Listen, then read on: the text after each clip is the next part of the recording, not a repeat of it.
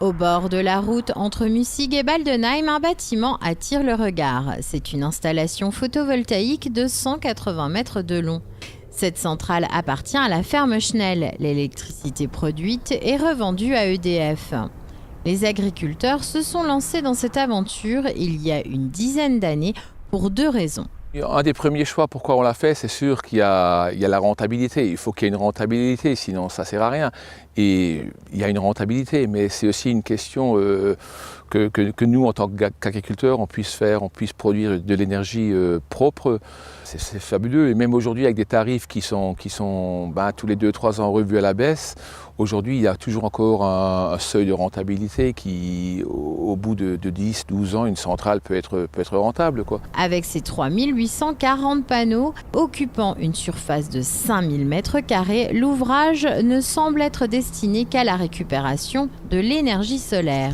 Il n'en est rien, il abrite des équipements nécessaires aux producteurs mussigeois. Vu qu'on était à l'étroit dans le village, donc on s'est concerté et puis on a fait une sortie d'exploitation justement pour recevoir tous les légumes, tous les céleris, un frigo à l'intérieur.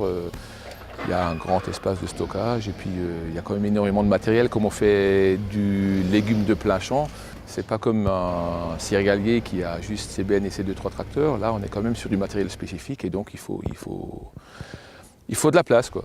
La production d'électricité se fait toute seule selon la quantité de soleil. Toutefois, l'installation demande un minimum de suivi. Il y a un contrôle journalier. C'est vrai qu'il y a des solar logs qui nous permettent de voir vraiment si tout fonctionne, s'il n'y a pas des problèmes de rongeurs ou des panneaux qui pourraient être déconnectés, ou alors même la centrale entière qui est à l'arrêt suite à un problème sur le transformateur.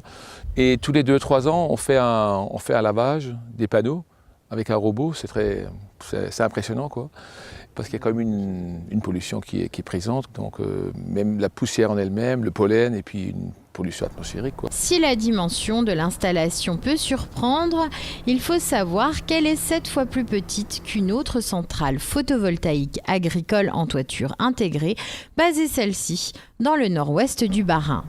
Présentée il y a quelques années comme la plus grande au monde, elle est constituée de plusieurs hangars comprenant 27 500 panneaux.